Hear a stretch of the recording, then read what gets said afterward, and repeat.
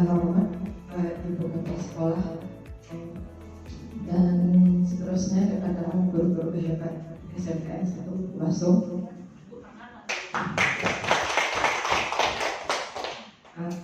Terima kasih atas kesempatannya. Terima kasih atas kesempatannya hari ini yang sudah menyempatkan waktunya untuk membersami acara kita hari ini dengan acara diseminasi budaya positif. Sedikit berbagi tentang ilmu CGP yang saya dapat beberapa bulan ini. Sebelumnya acara ini akan dibuka oleh kepala sekolah kita, Ibu Ramdanus SPDMS.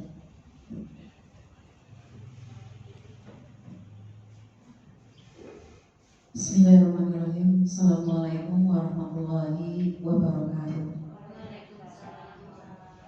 Puji beserta syukur hanyalah milik Allah Subhanahu wa Ta'ala yang telah melimpahkan rahmat dan karunia-Nya kepada kita hari ini, sehingga kita diberikan kesempatan untuk bisa menghadiri kegiatan Ibu Lisa sebagai CGP dalam rangka mendiseminasikan aksi nyata atau praktik baiknya sebagai CGP.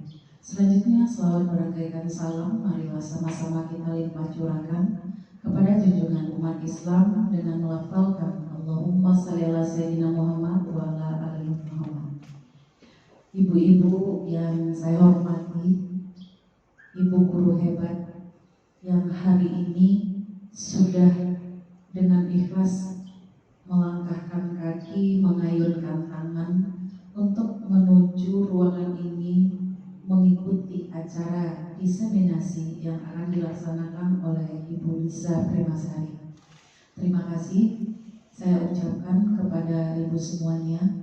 Semoga kelak ke depannya ibu-ibu akan mengikuti jalannya Ibu Lisa untuk berbagi praktik baik apa-apa yang telah beliau dapatkan di dalam pembelajaran daring maupun di dalam praktik pembelajaran.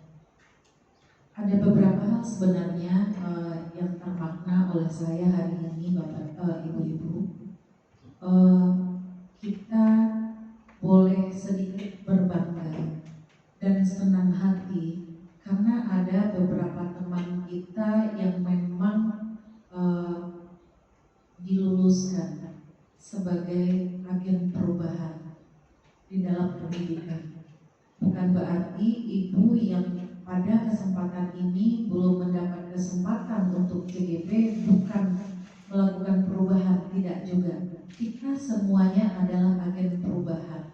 Cuma untuk terkait bagaimana menjadi mandiri berubah, mandiri berbagi itu, barangkali beberapa kita belum mendapatkan materi atau pembelajaran untuk itu.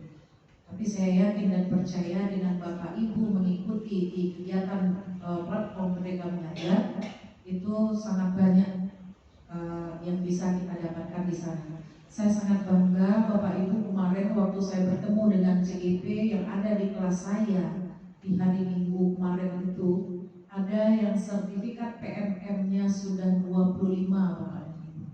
Keren ya. Jadi arti apa? Kita guru itu tidak boleh berhenti belajar. Saya yang lebih tua dari Bapak Ibu, saya tidak mau berhenti belajar. Kenapa? Zaman berubah, maka kondisi juga berubah. Bapak Ibu ya, bukan berarti Bapak Ibu tidak mengikuti kegiatan CGP hari ini. Bapak Ibu bukan agen perubahan, tidak. Saya yakin dan percaya itu. Contohnya saja dengan semangat hari ini, dengan alasan apapun kata ibu-ibu semuanya untuk hadir hari ini saja, itu sebenarnya adalah salah satu support. Itu tandanya ibu-ibu semua berada di frekuensi yang sama. Jadi kenapa hari ini saya senang ibu-ibu CGP melakukan berbagi praktik baik yang dilaksanakan, yang materinya adalah apa, bisa topiknya bisa definisi budaya positif. Nah, budaya positif itu apa nanti? Itu yang akan dijelaskan oleh Bu Lisa terkait apa yang dia sudah pelajari, yang sudah dipraktikkan. Nah, nanti harapannya tentu Bu Lisa bisa menularkan, ya, Bu Lisa bisa menggerakkan. Kita di dalam pelaksanaan sehari-harinya, kalau rasanya ada yang terkendala, kita diskusikan gimana sih yang praktik berbagi itu. Misalnya ibu-ibu punya sesuatu, udah mengikuti sesuatu diklat, terus mendapatkan suatu ilmu yang baru, maka ibu-ibu bisa buatkan, nanti kita ada kombel lintas kita ada 1 bulan itu, ajukan kepada ketua kombel, kita mau mengadakan ini Pak, saya dapat pengalaman begini, saya ingin berbagi dengan kawan-kawan sehingga ada yang bisa bermanfaat. Salah satu contoh pengisian kinerja di Merdeka Mengajar. Setelah saya nilai semuanya, mohon maaf ibu-ibu, semua ibu-ibu menilai dirinya rendah semua, kecuali Bu Agustina Rahayu, Bu Agustina dan Pak Z yang menilai dirinya tinggi. Selebihnya dinilainya praktek kinerjanya, praktek kerjanya rendah. Nah, hari ini jika ada di antara ibu-ibu yang punya kompetensi untuk itu mampu menjelaskan, kita angkat nanti di kombel. Untuk warga kita SMK saja, apa sih? Itu bisa jadi narasumber. Jadi seperti itu. Setelah saya nilai, saya heran, kenapa pada rendah nilai guru saya semuanya? Yang tinggi itu yang menyatakan dirinya sendiri itu posisinya pada item yang dipilih itu, Agustina menyatakan itu di atas ekspektasi pimpinan. Saya hanya menargetkan ini, dia telah melakukan ini, kan gitu. Pak Z ditargetkan segini, dia telah melakukan lebih. Nah, tentu nanti akan dicocokkan dengan bukti-bukti yang sudah diupload. Kalau hari ini bukti dukung itu, sertifikat itu belum jadi masalah. Jadi secara ininya boleh dilakukan perubahan lagi. Bapak ibu-ibu nanti lihat perubahan lagi, bisa diperbaiki.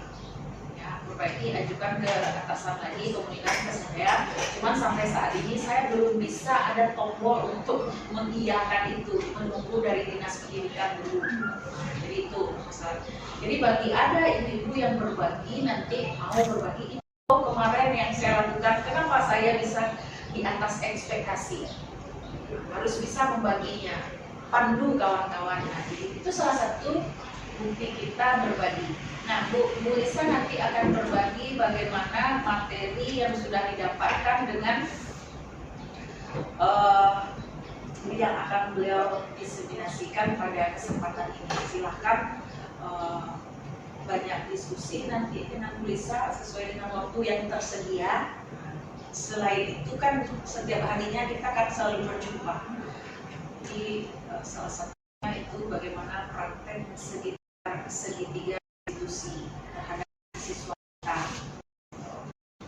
Kemudian kesepakatan kelas, keyakinan kelas.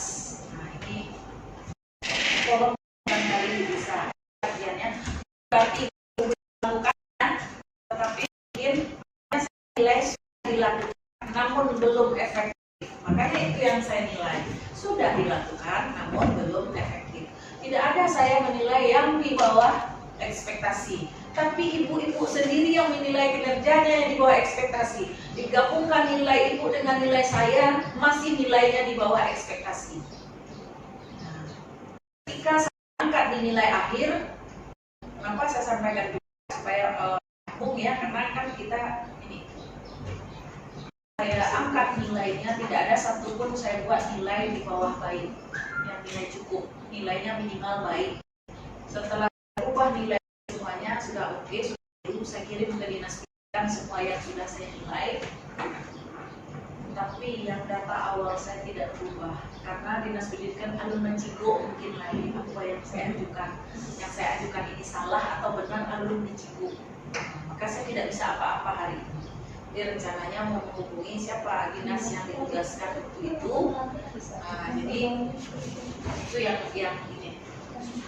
Untuk bagaimana pemecahan masalah dengan siswa ibu-ibu ini, karena selama ini mungkin kita refleksi aja diri kita yang sudah kita lakukan terhadap pemecahan masalah anak yang kita lakukan. Nah, apakah sudah berjalan baik kira-kira? Mari refleksi bersama dengan menyimak materi yang sudah disiapkan oleh Bu Lisa. Demikian saja harapannya dengan berbagi praktik baik hari ini dengan Bu Lisa tergerak, bergerak, menggerakkan.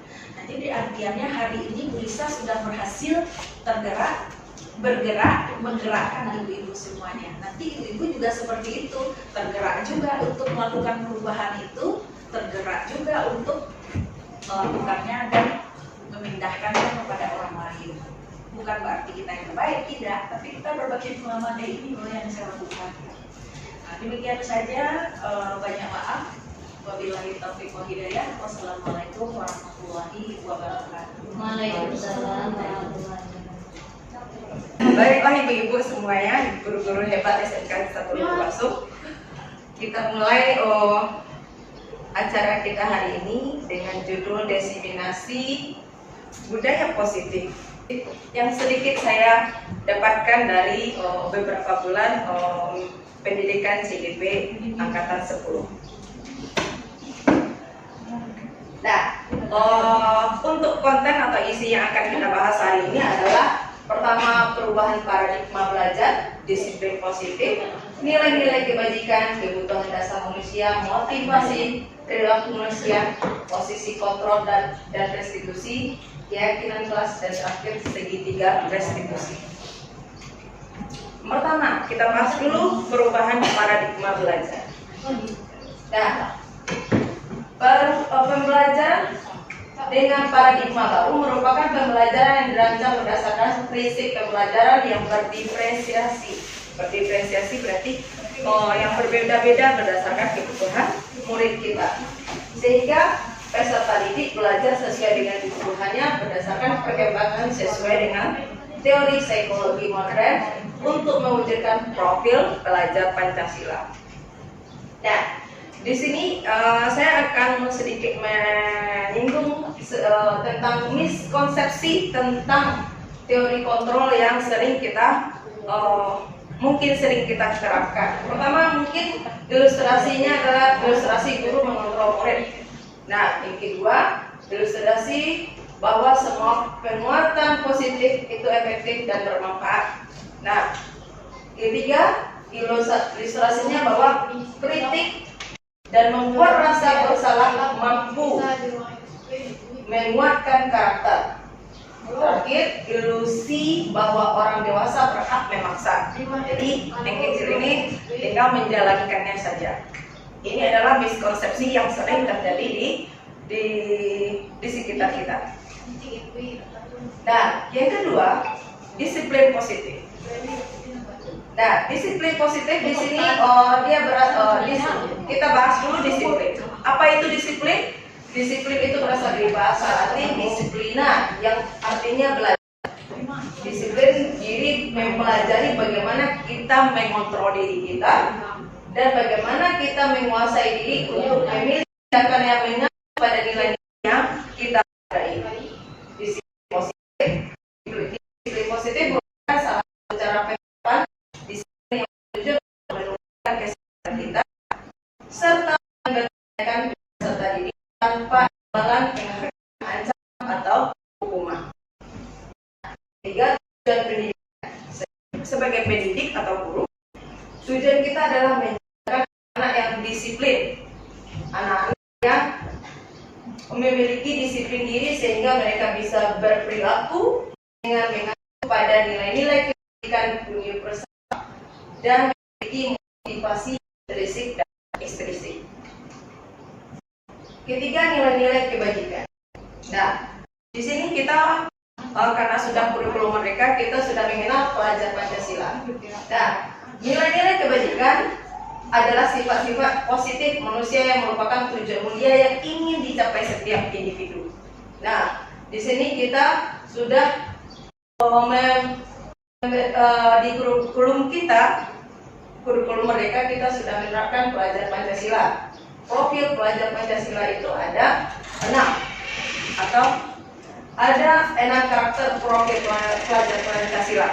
Yang kita harapkan yang pertama adalah anak kita itu beriman bertakwa kepada Tuhan Yang Maha Esa, mandiri, berkebinekaan global, gotong royong, kreatif dan bernalar kritis. Keempat, kebutuhan dasar manusia. Nah, menurut si Dr. William Fraser, segala sesuatu yang dibutuhkan oleh manusia untuk mempertahankan keseimbangan kondisi psikologis dan fisiologis dan psikologisnya bertujuan untuk mempertahankan kehidupan dan kesehatan. Menurutnya ada 5 kebutuhan dasar manusia. Yang pertama itu kebutuhan bertahan hidup. Kebutuhan bertahan hidup seperti yang kita tahu seperti makan, pakaian atau hal-hal yang pokok seperti kebutuhan primer. Kedua, penguasaan. Kita butuh menguasai sesuatu. Dan ketiga, kasih sayang dan rasa diterima. Keempat, kebebasan. Dan kelima, kesenangan. Nah, itu adalah kebutuhan kita sebagai manusia, kebutuhan dasar kita. Dan kelima, motivasi perilaku manusia. Ada 3 motivasi perilaku manusia menurut Dian Gosset. Pertama, kita akan berperilaku untuk menghindari ketidaknyamanan atau hukuman. Itu sudah pasti karena itu adalah naluriah kita sebagai manusia. Yang kedua, untuk mendapatkan imbalan atau penghargaan. Kebanyakan kita juga akan berperilaku seperti itu agar kita dapat imbalan atau penghargaan dari orang lain. Nah, walaupun tidak semua dari kita seperti itu. Dan ketiga, motivasi perilaku manusia adalah untuk menjadi orang yang mereka inginkan dan dihargai dan menghargai diri sendiri dengan nilai-nilai yang mereka percaya. Harusnya dari 3 motivasi ini berarti seperti yang kita tahu poin berapa yang terbaik adalah poin nomor 3 harusnya. Konsep disiplin dengan identitas yang gagal. Nah, kita sering mendisiplinkan anak itu dengan apa? Yang biasanya hukuman atau penghargaan.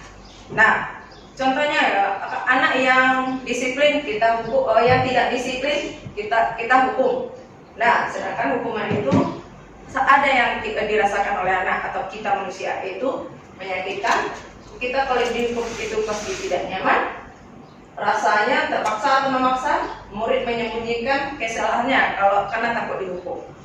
Terus murid menjadi rendah diri karena dihukum terus. Nah, penghargaan. Ada disiplin ini dengan kita memberikan penghargaan. Nah, anak yang disiplin jadi contohnya K7 seperti biasa kita terapkan beberapa tahun yang lalu. Nah, kan itu anak-anak berharap untuk dihargai. Nah, ada juga kekurangannya, yaitu tidak efektif karena dia mengharapkan penghargaan. Kalau tidak ada penghargaan, mereka tidak akan melakukannya. Yang kedua, merusak hubungan. Ada sifat iri yang timbul setelah itu. Yang ketiga, mematikan kreativitas karena dia poinnya penghargaan itu aja poinnya sendiri. Nah, menghukum dengan sistem ranking. Nah, terakhir berlepas hak menghargai dirinya. Terus selanjutnya disiplin dengan identitas yang sukses. Tadi kan yang gagal kita kalau mendisiplin, kalau hukuman dan sebagainya itu sebenarnya adalah tindakan salah, disiplin yang salah. Yang suksesnya yang mana? Dengan cara konsekuensi dan restitusi. Nah, konsekuensi itu penguatannya jangka pendek. Terus perlu monitoring, stimulus respon, menghormati peraturan, kehilangan waktu untuk merenungi kesalahan, dan restitusi, murid bertanggung jawab untuk perilakunya. Terus kedua, fokus pada pemecahan masalah jangka panjang. Ketiga, murid menghormati dirinya dan orang lain. Keempat, murid kontrol dirinya, memegang kontrol. Terakhir, murid bersemangat memperbaiki kesalahan. Nah, di sini konsep pendekatan restitusi. Nah, restitusi itu apa? Restitusi merupakan proses yang diciptakan kondisi bagi untuk memperbaiki kesalahan mereka. Nah, sehingga mereka bisa kembali ke mereka dengan karakter yang lebih kuat. Berarti mereka menyadari kesalahannya sendiri. Ciri-cirinya adalah bukan untuk menebus kesalahan, tapi untuk belajar dari kesalahan. Itu ciri-ciri restitusi. Terus kedua, memperbaiki hubungan, tawaran, bukan paksaan. Restitusi untuk melihat ke dalam diri, menjadikan restitusi mencari kebutuhan dasar yang mendasari tindakannya. Restitusi adalah cara yang paling baik, dan restitusi fokusnya pada karakter bukan pada tindakannya. Nah, restitusi fokus pada solusi. Restitusi mengembalikan murid yang berbuat salah pada kelompoknya, sehingga mereka tidak minder. Nah, di sini ada contoh kasus. Nah, kasus siswa yang sering tidak mengerjakan kita cenderung menggunakan hukuman. Nah, contoh kalau hukuman tidak mengerjakan PR, berarti guru menghukum siswa tersebut hormat pada daerah ramah, berarti itu adalah guru mau marah terus akhirnya jadi takut. Kalau konsekuensinya guru memberikan konsekuensi untuk mengerjakan PR-nya saat istirahat atau dikerjakan sebanyak kali. Ketiga, guru tegas dan siswa yang menghormati peraturannya. Kalau yang ketiga, ini yang paling bagus yang harus sebenarnya kita terapkan, yaitu guru menanyakan keyakinan kelas atas dirinya dan membantu siswa menyelesaikan masalahnya. Guru tegas dan siswa menghormati dirinya dan lain. Dan yang keenam, di sini ada posisi kontrol restitusi. Ada 5 posisi kontrol restitusi. Yang sering kita lakukan adalah cenderung menghukum yang disiplin. Nah, kita cenderung sebagai sehingga anak itu merasa bersalah saat sebuah ketidakdisiplinannya. Itu kita bisa dalam posisi kontrol sebagai seorang teman atau pembawa, berarti kita lihat aja dulu, dan sebagai manajer. Dan contohnya posisi kontrol menghukum, berarti patuh aturan sekolah lalu video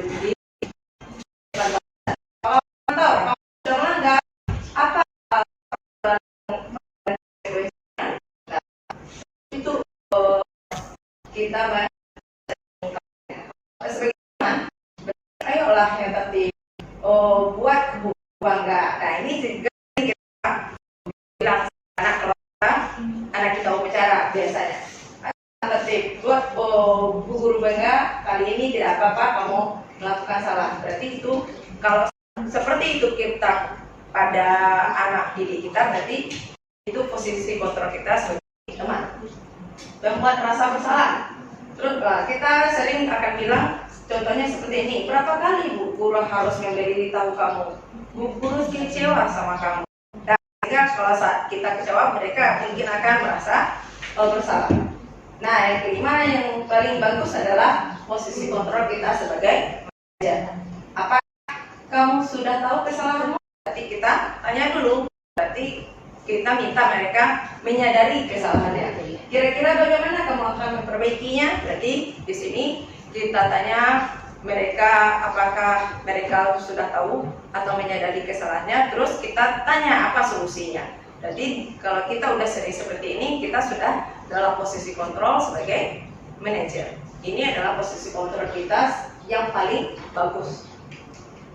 Dan di sini ada sedikit video. Nah, kira-kira dalam video ini kita dalam posisi kontrol yang mana yang sering kita lakukan? Mari kita lihat.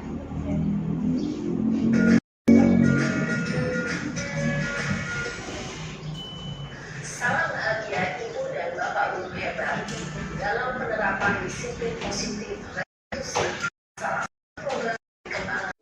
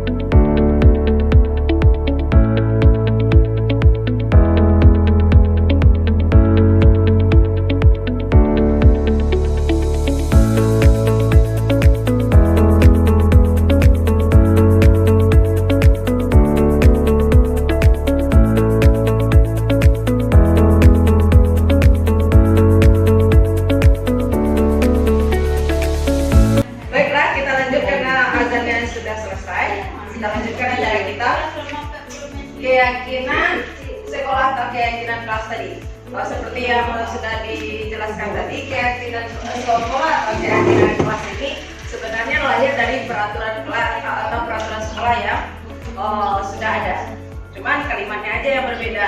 Kalau peraturan sekolah itu kalimatnya pakai kata-kata tidak atau kata-kata dilarang. Dan kata-kata yang negatif itu kita jadikan jadi positif. Nah, setelah jadi positif baru kita jadi yakini itu adalah menjadi sebuah keyakinan kelas atau sekolah, seperti kata contoh helm tadi. Kenapa kita harus pakai helm? Karena kita yakin bahwa dengan pakai helm kita aman atau bisa Tidak kena tilang. tidak kena tilang, ya, aman dari polisi setidaknya, ya Bu ya. Oke, kita lanjutkan. Nah, di sini ada contoh keyakinan kelas 9C. Nah, ada sebelahnya ada keyakinan sekolah. Nah, terakhir adalah segitiga restitusi. Nah, inilah tahapan terakhirnya adalah tahapan dalam segitiga restitusi yang kita lakukan adalah dalam segitiga restitusi itu saat anak melakukan sebuah kesalahan, kita harusnya atau bagusnya itu menstabilkan identitasnya dulu. Nah, contohnya saat anak melakukan kesalahan itu, kita baiknya mengatakan, wah, sebenarnya setiap orang perlu biasa melakukan salah. Ibu juga pernah melakukan salah, sehingga mereka akan merasa bahwa emosinya akan stabil saat kita mengatakan itu. Jadi saat melakukan segitiga restitusi, kita itu baiknya menstabilkan identitas anak kita.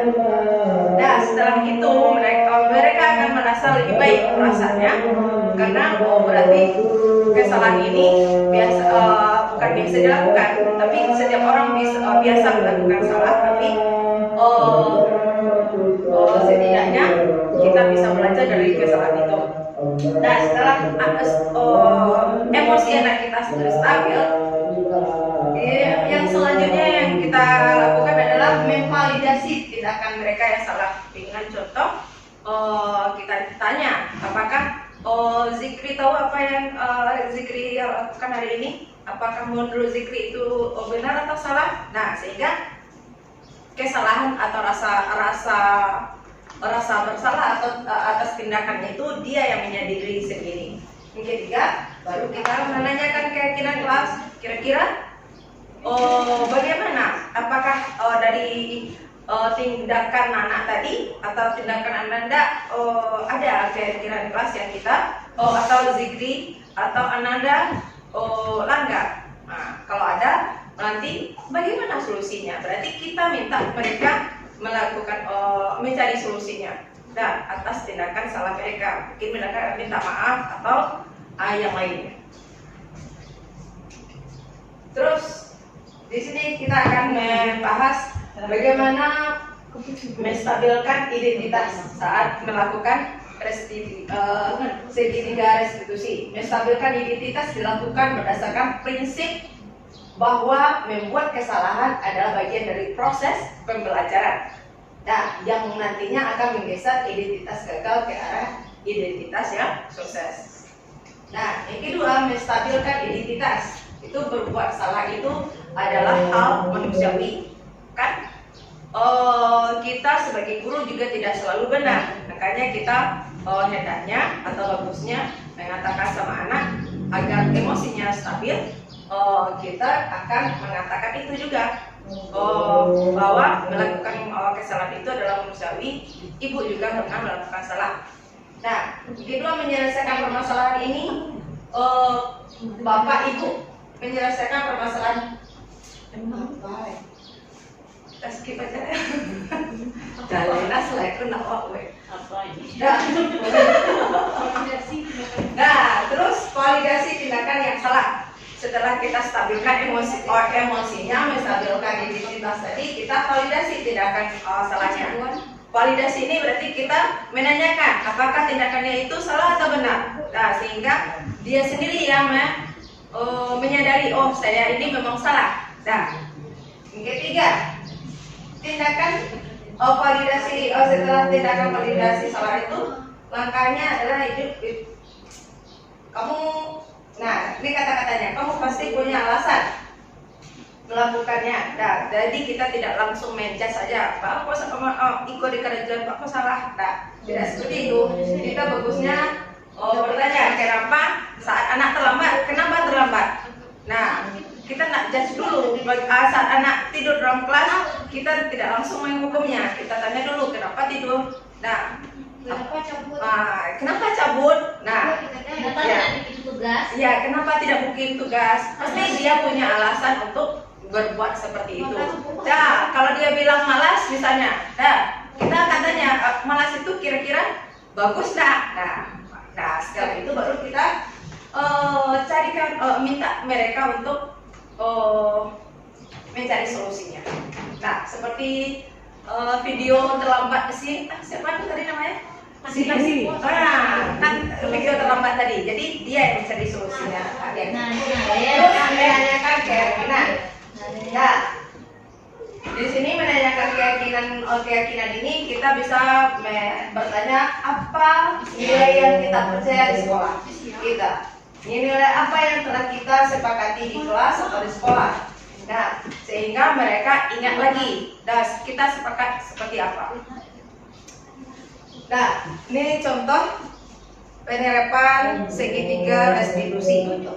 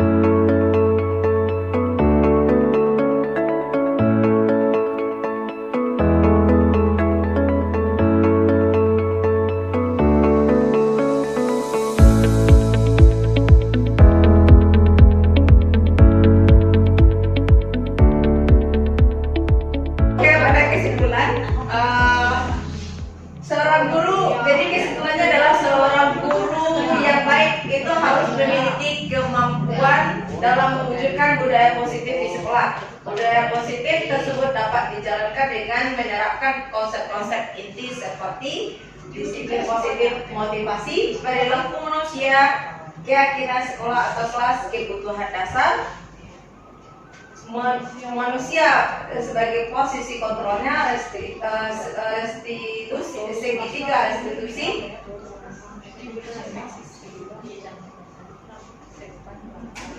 Nah, sekian, terima kasih.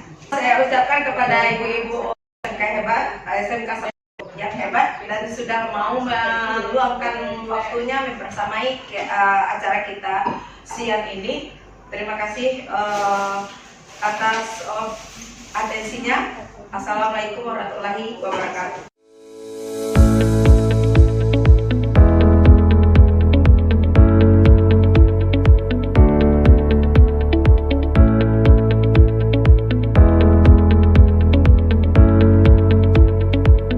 Assalamualaikum, Bu. Ya, Zikri silakan masuk. Silakan duduk. Iya, Bu. Zikri tahu kenapa ibu panggil di sini? Tahu, Bu, karena saya datang terlambat, Bu. Oh, sudah berapa kali Zikri datang kemari? Hari ini sudah ketiga kalinya, Bu. Sudah sering ya? Oh, ibu tahu sekolah kita ini jauh. Mungkin saja Zikri mengalami kesulitan di jalan sehingga dia terlambat ke sekolah. Kadang ibu juga buru-buru pergi ke datang sekolah karena takut terlambat. Oh, Iya, Bu. Saya mohon maaf, Bu, karena sudah datang terlambat. kamu pasti punya alasan mengapa sampai datang terlambat. Saya bangun kesiangan, Bu. Kenapa kok bisa sampai kesiangan? Saya tidur larut malam karena bermain game. Bermain game itu memang sangat mengasihkan. Kadang ibu juga main game tapi tidak sampai larut malam. Iya, Bu. Saya salah karena terlalu asik bermain game sampai lupa waktu. Apakah Zikri ingat tentang keyakinan kelas dulu yang kita bikin di awal semester? Ingat, Bu, keyakinan kelas kita adalah disiplin dan tepat waktu. Oke. Menurut Zikri, kira-kira apa solusi terhadap masalah Zikri? Solusinya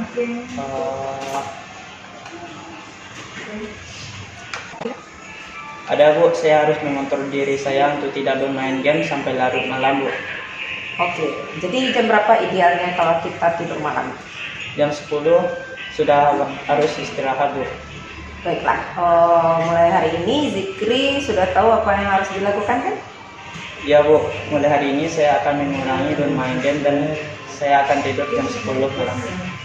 Bagus Zikri. Semoga kamu tidak mengulangi lagi ya. Ya, Bu. Assalamualaikum warahmatullahi wabarakatuh. Perkenalkan, nama saya Muhammad Zikri. Saya berasal dari kelas 11 Bisnis Retail. Terima kasih Ibu Guru yang sudah mengajak saya diskusi untuk menemukan solusi atas kesalahan yang telah saya lakukan. Saya tidak akan begadang lagi agar tidak terlambat datang ke sekolah.